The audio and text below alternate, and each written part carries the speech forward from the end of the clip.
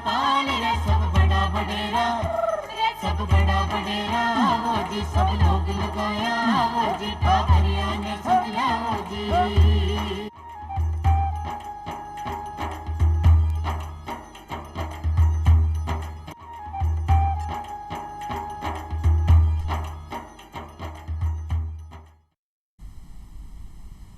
चौपाल देख बाड़ा सबड़ा भाया और बहना ने राम राम सा। भाई और बहना, मैं जब चलूँ तो ये दौलत मेरे साथ रख देना, मेरे सिर पर बुजुर्ग अपना हाथ रख देना। अपना भारतीय संस्कृति में आप हमेशा अपने बुजुर्गों ने, अपना दाना बूढ़ा ने सम्मान देता है यहाँ, जिसका भी हकदार भी है। वरना जट तक अपने बुजुर्ग अपने घर में रेवे है, आपने गुआड़ी में बैठा रेवे है, लेकिन आप वहाँ को जो सम्मान है, वहाँ को जो आशीर्वाद है, आपने हमेशा महसूस होता रहे। और प्राचीन संस्कृति में एक यो भी है कि नैसा सभा यत्र वृद्धा न संति, बस सभा ही कौन है कि जटे वृद्धा को निवास कौन है, जटे वृद्धा की उपस्थिति कौन है। लेकिन बात अगर आज का दौर की करा, बात अगर आज का वक्त की करा, तो वृद्धा की स्थिति बतरी बढ़िया कौन है। वृद्ध परिवार में भी उपेक्षित महसूस करे है, परिवार से बाहर समाज में भी उपेक्षित महसूस करे है, और कई वृद्ध तो बिल्कुल अशान की स्थिति में आ जावे है कि जब को शब्दों में बयान कर वो भी मुश्किल है। तो अशान का वृद्धा का ताणी सामाजिक विभाग, अपनी सरकार बहुत सारी योजनाएं चलाई है। और अशान की स्थिति क्यों पैदा हुई है, अशान की स्थिति आ जाए तो आपा अशान के वृद्धा की मदद कहाँ कर सका, तमाम जानकारी ले आज अपने कार्यक्रम में दो बहुत ही महत्वपूर्ण विशेषज्ञ आप आमंत्रित करें। आप हैं डॉक्टर N.K. खींचा साहब, आप पूर्व प्रशासनिक अधिकारी हैं राजस्थान सरकार का, और दूसरा विशेषज्ञ हैं श्री दिलबाग सिंह जी, आप अतिरिक्त निदेशक हैं सामाजिक सुरक्षा का। तो दोनों मेहमानों को बहुत बहुत स्वागत। दिलबाग सिंह जी, सबसे पहले तो खींचा साहब से आप यही पूछ लूँ मैं कि जो बुजुर्गों की आज स्थिति है, उपेक्षापूर्ण स्थिति, आखिर हुई क्यों। अपना भारत देश में तो अशान की स्थिति बहुत अकल्पनीय है। जी, बहुत सही फरमाया आपने। हमारे देश में और हमारे राजस्थान राज्य में सभी जगह एक विकास की दौड़ चल रही है। उपभोक्तावादी संस्कृति बहुत हावी है। इस संस्कृति में क्या है कि परिवार तो होते जा रहे हैं छोटे हैं, बच्चों की संख्या कम और माता पिता की उपेक्षा, क्योंकि प्राथमिकताएं बदल रही हैं। जीवन में आदमी संघर्ष करता है, काम करता है, व्यापार करता है, नौकरी करता है, अपने आप को एडजस्ट नहीं कर पाता है, और कुल मिलाकर खामियाजा माता पिता को, वृद्ध माता पिता को भोगना पड़ रहा है। प्राय ये समाज की स्थिति हो रही है। समाज के जो कर्णधार हैं वे भी इस विषय में ज़्यादा रुचि नहीं ले रहे हैं, न परिवार वाले रुचि ले रहे हैं, न समाज वाले रुचि ले रहे हैं, और उसका नुकसान, लापरवाही, यूँ कहें कि उपेक्षा वृद्धों की हो रही है। लेकिन संविधान में कोई अधिकार तो हो ही। जी हाँ, जी हाँ, भारत के संविधान में तो मौलिक अधिकार दिए हैं। मौलिक अधिकार में एक मौलिक अधिकार समानता का अधिकार है कि न्याय के सामने, संविधान के सामने सभी भारतवासी समान हैं, समान विकास होना चाहिए, समान बुजुर्गों को प्रेम मिलना चाहिए, आदर मिलना चाहिए, सम्मान मिलना चाहिए। और राज्य के नीति निर्देशक तत्वों में भी इसका खूब खुलासा किया गया है कि वृद्धों के लिए नीति बननी चाहिए, वृद्धों का कल्याण होना चाहिए। अंतिम जो उम्र का तकाजे में वृद्ध को जो दवाई के बिना रह ले, ऐसी स्थितियां जिनमें उपेक्षा, घोर उपेक्षा परिवारजन के द्वारा, समाज के द्वारा, तो राज्य सरकार और भारत सरकार मिल करके इस रूप में काम कर रहे हैं कि उपेक्षा नहीं हो। तो आज जो थे बार नीति की बात करी हो, इनमें एक राष्ट्रीय वृद्ध जन नीति बहुत सुनबा देखबा में आवे, तो आ नीति खाई भारत सरकार ने वर्षों पहले एक नीति बनाई कि वृद्धों के लिए, बुजुर्गों के लिए, उनके लिए सामाजिक सुरक्षा मिलनी चाहिए, वित्तीय सुरक्षा मिलनी चाहिए, उनका भरण पोषण की सुविधा मिलनी चाहिए, उनका इलाज, चिकित्सा होनी चाहिए, उनके लिए आवास होना चाहिए। ऐसा नहीं कि आवास नहीं रहे, चिकित्सा नहीं रहे, वित्तीय सुरक्षा भी मिलनी चाहिए। उनको वित्तीय सुरक्षा कैसे मिलेगी? कोई धनराशि उपलब्ध कराकर, पेंशन उपलब्ध करा करके ये भारत सरकार ने नीति बनाई। भारत सरकार की नीति के आधार पे ही राज्य ने भी अपनी राज्य वृद्ध नीति बनाई। इस तरह से ये काम ये करना है इसमें कुल मिलाकर कि बुजुर्गों का अपमान नहीं हो, बुजुर्गों के प्रति लापरवाही नहीं हो, बुजुर्गों को खाद्यान्न तो मिले ही, भोजन तो मिले ही, दवा भी मिलनी चाहिए, आराम भी मिलना चाहिए, विश्राम भी मिलना चाहिए, उनको मनोरंजन भी मिलना चाहिए। इस लाइन ऑफ एक्शन पे भारत सरकार भी खूब काम कर रही है और राज्य सरकार तो काम कर ही रही है। जी बिल्कुल। अब तो पेंशन की बात छेड़ दी हो तो पेंशन की बात आप दिलबाग सिंह जी कर लिया। देखो, राष्ट्रीय वृद्धावस्था पेंशन परियोजना है जो बहुत महत्वपूर्ण योजना है और तमाम जो वृद्ध जन है इसको फ़ायदा उठा भी रहा है। तो मैं एक कार्यक्रम के माध्यम से जो भाई बहन योजना के बारे में कौन जाने वन थे जानकारी। जैसा कि सर ने अभी फरमाया कि भारत के संविधान में भी जो हमारे समानता का अधिकार है और उसमें प्रोविजंस हैं, इसके अलावा जो डायरेक्टिव प्रिंसिपल्स ऑफ स्टेट हैं, स्टेट पॉलिसी है, उसमें भी आर्टिकल 41 में ये दिया हुआ है, स्टेट्स को ये डायरेक्शंस हैं कि जब भी राज्य अपने आर्थिक संसाधनों के आधार पे बुजुर्गों के लिए, वृद्धजनों के लिए, ओल्डर पर्सन्स के लिए जो सामाजिक सुरक्षा के लिए कर सकता है वो करेगा।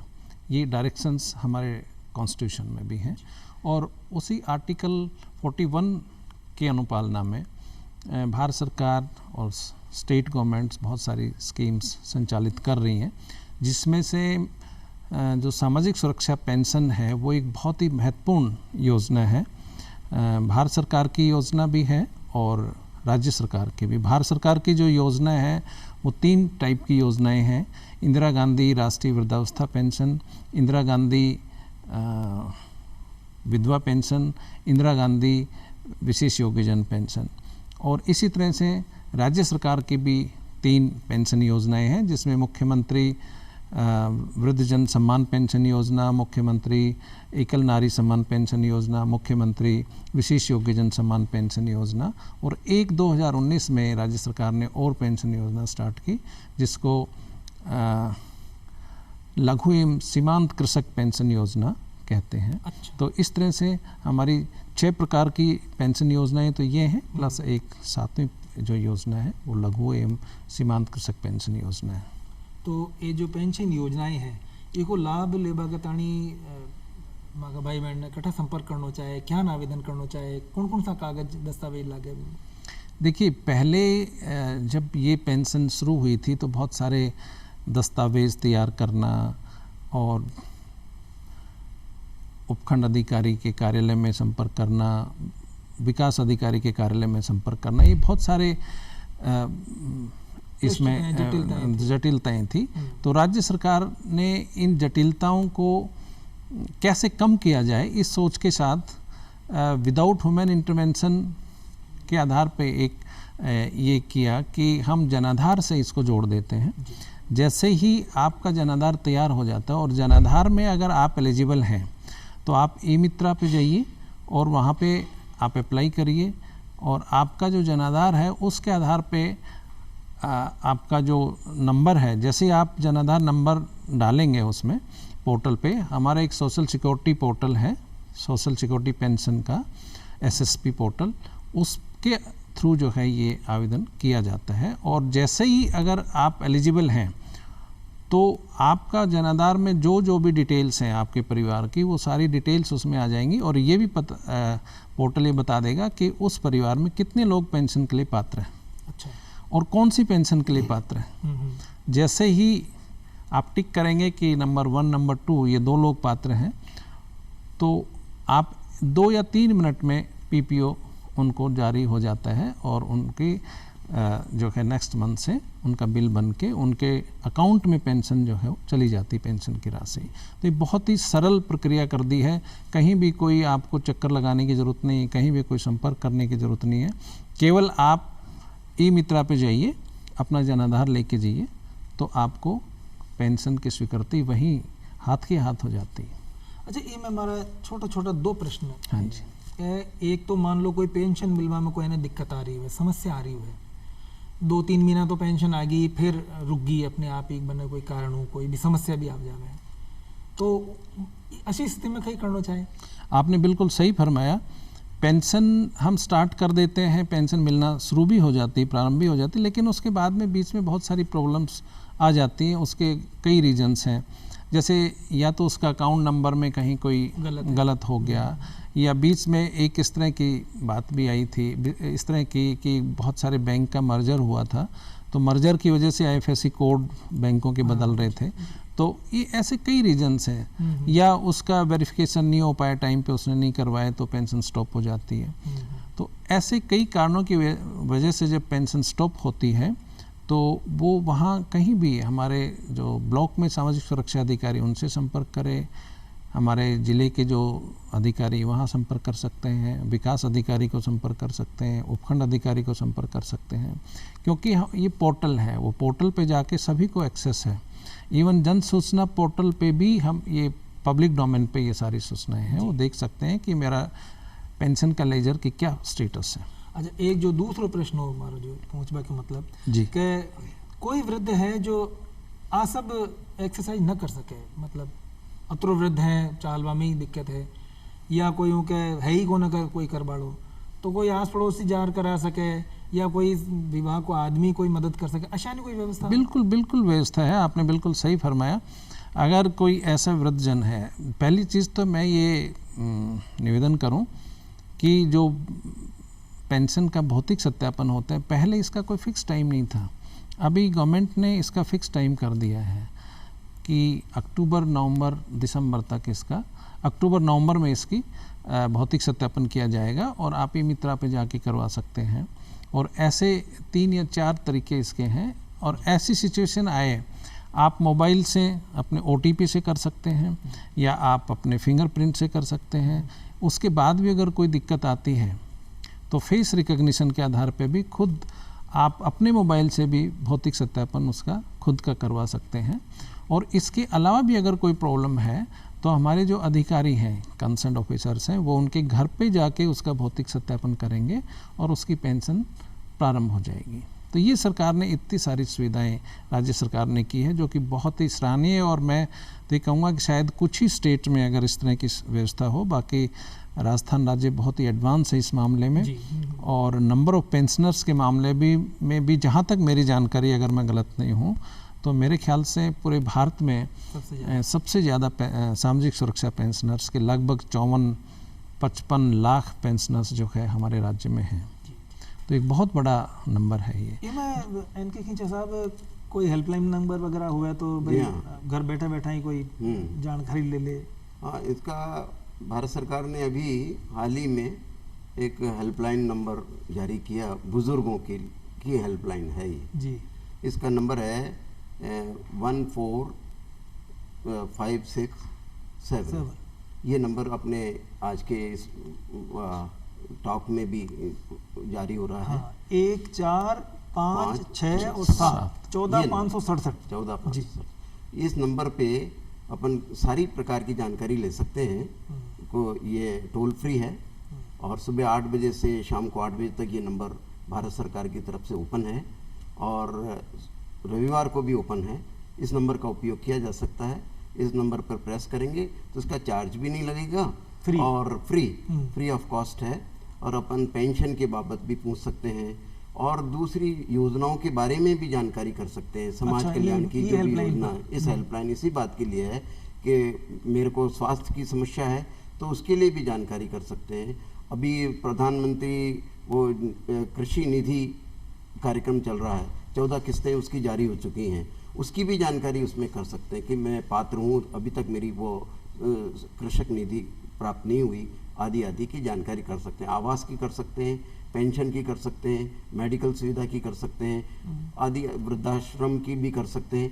इस प्रकार की योजना ये सारी जो बनाई है लाइन, इसलिए बनाई है कि बुजुर्ग एक टेलीफोन करके ही सारी जानकारी कर सकते हैं। तो एक जो सुने हाँ के सीनियर सिटीजन वेलफेयर फंड, हाँ बार 2-4 साल से ही सुनवा में है, वो कही है अभी हाल ही में कुछ 3-4 साल पहले माननीय प्रधानमंत्री जी ने सारे देश के लिए बुजुर्गों के लिए, बुजुर्ग भी वो जो BPL फैमिली के हैं, बिलो पॉवर्टी लाइन के जो लोग हैं, उनके लिए एक फंड बना दिया ताकि उस फंड में से अप्लाई करेंगे, अप्लाई ऑनलाइन भी कर सकते हैं और उसको कागज में भी कर सकते हैं। तो उससे क्या होगा कि सीधी राहत अपने को उससे प्राप्त हो जाएगी। कौन सी राहत प्राप्त हो सकती है? मेरे को मेडिकल की सुविधा की चाहिए, रकम चाहिए, उसमें से राशि उपलब्ध करा दी जाएगी। ये भारत सरकार की योजना है। जी दिलबाग जी, एक जो आप बात कर रहे हैं कि भाई समानता की बात कर रहे हैं खींचा साहब का, भाई सब ने समानता को अधिकार है, तो एक थाने कोई एक्ट वगैरह बनेलो है कि भाई सीनियर सिटीजन एक्ट वगैरह? बिल्कुल आपने सही फरमाया। ये एक्ट जो है भारत सरकार का एक्ट है। इसको माता पिता एम जो है उसमें the maintenance of parents and senior citizens, maintenance and welfare of parents and senior citizens act 2007 है, और ये 2007 में भारत सरकार ने बनाया था, और राज्य सरकार ने इसको अगस्त 2008 में अडॉप्ट किया, यानी हमारे यहाँ लागू हुआ ये। तो ये भी एक बहुत ही महत्वपूर्ण अधिनियम है हमारे जो वृद्धजन हैं उनकी सुरक्षा के लिए, उनके भरण पोषण के लिए। इसमें बहुत सारी प्रोविज़न्स हैं जो महत्वपूर्ण हैं, और इस एक्ट में खासकर मैं 2-3 प्रोविज़न्स का विशेषकर आप ये निवेदन करना चाहूँगा। एक तो इस अधिनियम के जो सेक्शन 7 है उसमें ये प्रोविज़न है कि प्रत्येक सब डिवीज़न पे एक ट्रिब्यूनल का गठन किया गया है। उस ट्रिब्यूनल का जो पीठासीन अधिकारी है वो एसडीएम है, कंसर्न एसडीएम होगा, और जितने भी भरण पोषण से संबंधित प्रकरण हैं उस ट्रिब्यूनल में आएंगे।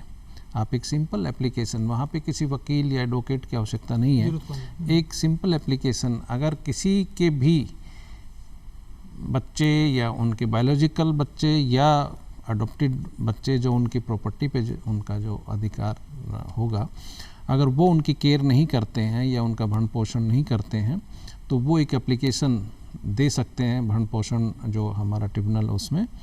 और उसके लिए एक और प्रोविज़न ये किया है कि अगर भरण पोषण का जो ऑर्डर है, भरण पोषण जो ट्रिब्यूनल ने ऑर्डर किया है, उससे अगर वो हमारा सीनियर सिटीजन या माता पिता संतुष्ट नहीं हैं, तो जिला कलेक्टर की अध्यक्षता में धारा 15 में एक अपीलेट ट्रिब्यूनल का भी गठन किया गया है, वो उनकी अपील सुनता है।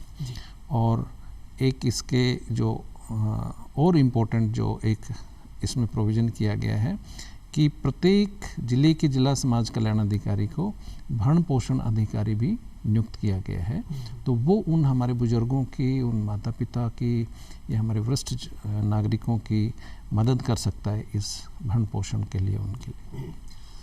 कि साहब अब आर तक जो आप बात कर रहे हैं कि अशान का वृद्धा जो भाई असहाय है और चालवा करवा में दिक्कत है या एक प्रकार से परेशानी में है जी, लेकिन बहुत सारा वृद्धजन अशान का भी फिट है एकदम जी, काम कर वो छावे, और वहाँ का थोड़ी समस्या या को ना कि हमारे मार्कन पीसा कौन है या मार्कन है, मतलब सब बखत ही पास को ना मारो, तो मन तो कोटे लगा दियो तो मारे 8-10 घंटा में टच जाऊँ, 10-20 लोगों में मिलूँ तो मारो मन हर कोई से रहे। तो कोई सेवानिवृत्त कर्मचारी या दोबारा आपने बहुत अच्छा सोचा कि जो अभी भी एबल हैं, योग्य हैं, काम करना चाहते हैं, उत्साही हैं, जिनका मन घर में नहीं लग पा रहा है और वो अभी भी सेवा देना चाहते हैं, राष्ट्र की सेवा करना चाहते हैं और अपनी सर्विस दे करके भी सेवा करते हैं लोग, ये सेवा करना चाहते हैं, उनके लिए एक भारत सरकार ने एक पोर्टल बना रखा है। अच्छा। उस आईटी का है, आईटी डिपार्टमेंट ने एक पोर्टल बनाया है, पोर्टल पर अप्लाई करें। अब उसका भी नाम SACRED सेकार्ड नाम का एक पोर्टल बना रखा है। एक बार और बताओ थोड़ा। SACRED। अच्छा। ये अपने उस पर भी आ रहा है, अभी जो अपनी बातचीत हो रही है उसको रिले में भी वो आ रहा है। इस पोर्टल पर जाएं, जाकर के अप्लाई करें कि साहब मैं ये इस साल तो रिटायर हुआ, मैं अभी भी सरकार की सेवा करना चाहता हूँ, तो वो उसको एक्सेप्ट करेंगे, उनकी योग्यता के अनुसार उनका कहाँ उपयोग सदुपयोग हो सकता है वो सरकारें तय करेंगी। ये भारत सरकार ने पोर्टल बनाया है, बड़ा उत्तम पोर्टल है, इसका उपयोग करना चाहिए। पढ़े लिखे लोगों को जो रिटायर हो गए हैं और उनकी जिसमें अभी भी एनर्जी है, खूब काम करना चाहते हैं, वो आराम से उपयोग कर सकते हैं। ये समाज कल्याण की, हमारे सामाजिक न्याय एवं अधिकारिता विभाग की बहुत अच्छी सेवा है। तो मैं फिर मतलब तनख्वाह वगैरह भी मिले? जी हाँ, जी हाँ। अच्छा। वो तो निःशुल्क थोड़ी काम करना है, वो तो पेड उनको उसके उसको मिलेगा। हाँ, वहाँ की जरूरत और वहाँ की योग्यता और वहाँ का जो काम योग्यता करना के आधार पे जी, जी। हर राज्य में उनका सदुपयोग किया जाए। जी जी। एक दिलबाग सिंह जी, अटल वयो अभ्युदय योजना, यह भी एक बहुत महत्व की है। ये भारत सरकार की एक महत्वपूर्ण योजना है। इसमें बहुत सारे सेगमेंट्स हैं।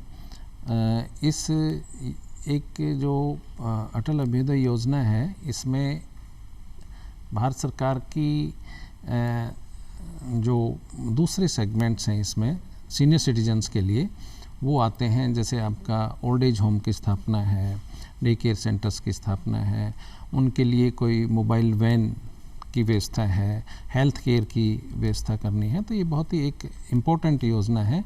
तो उसके लिए भारत सरकार सभी स्टेट्स को ये देती है कि भाई आप इस योजना अंतर्गत आप एक्शन प्लान भेजिए और आपके एक्शन प्लान के अकॉर्डिंग जो है आपको भारत सरकार से भी जो भी आर्थिक सहायता होती है, अनुदान होता है, वो दिया जाता है।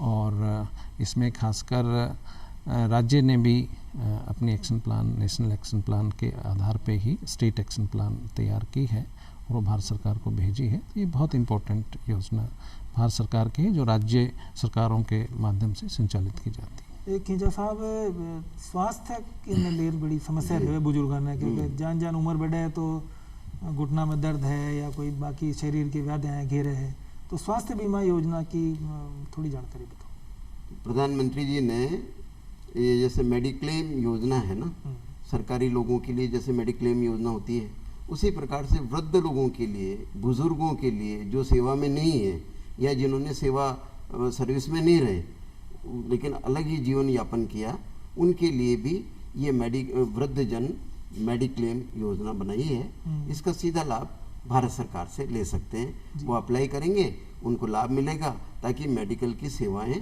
उनको मिल सकें। तो एक वो जो एकीकृत वृद्धजन कार्यक्रम है वो भी के अंतर्गत वो अलग है। इसी एकीकृत वृद्धजन कार्यक्रम में क्या किया कि कुल मिलाकर के काम एक करना है कि बुजुर्गों को मेडिकल फैसिलिटीज़ मिलनी चाहिए, बुजुर्गों को आवास भरण पोषण मिलना चाहिए, बुजुर्गों को आवास मिलना चाहिए। इन सब कामों को एक जगह इंटीग्रेटेड कर दिया। इंटीग्रेटेड का मतलब एकीकृत एक में कर दिया। ये भाई इसमें सारे कामों की समीक्षा भी करते रहो कि और राज्यों की भी समीक्षा करते रहो कि हर राज्य में जो वृद्ध हैं उनकी कहीं उपेक्षा तो नहीं हो रही है, कहीं वृद्धाश्रम में उनको जगह मिल रही है कि नहीं मिल रही है, उनको पेंशन मिल रही है कि नहीं मिल रही है।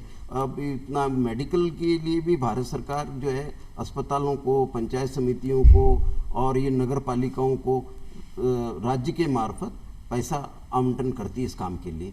तो उसका सदुपयोग हो रहा है कि नहीं हो रहा है उसकी भी मॉनिटरिंग करती है इस एकीकृत योजना के अंतर्गत। ये सर ने बहुत ही अच्छी बात बताई है जो कि IPOP स्कीम है, integrated programme for older persons. ये भी भारत सरकार की योजना है। इसमें इंटीग्रेटेड इसलिए लिया है कि इसमें और कई स्कीम्स को इसमें इंटीग्रेट किया गया है, जिसमें ओल्ड एज होम भी एक स्कीम है। और मैं इसमें ये भी जोड़ना चाहूँगा कि राज्य सरकार के भी ओल्ड एज होम्स लगभग सभी ज़िलों में संचालित हैं और राज्य सरकार ने एक भक्त श्रवण कुमार सेवा आश्रम करके एक स्कीम हमारी डे केयर सेंटर्स यानी जिसको बोलते हैं, अच्छा। वो भी हमारे ज़िलों में संचालित हैं। डे केयर सेंटर्स में क्या होता है कि दिन के वक्त जो हमारे बुज़ुर्ग हैं वो उस सेंटर पे आते हैं और वहाँ सेंटर पे उनको मनोरंजन की सुविधा है, न्यूज़पेपर पढ़ने की सुविधा है और वो आपस में बैठ के अपनी बातें कर सकते हैं, सामाजिक बातें कर सकते हैं। और उसके बाद जब चाय का टाइम होता है 3 या 4 बजे, उनको चाय और नाश्ता उस सेंटर पे दिया जाता है और फिर शाम को वो अपने घर चले जाते हैं।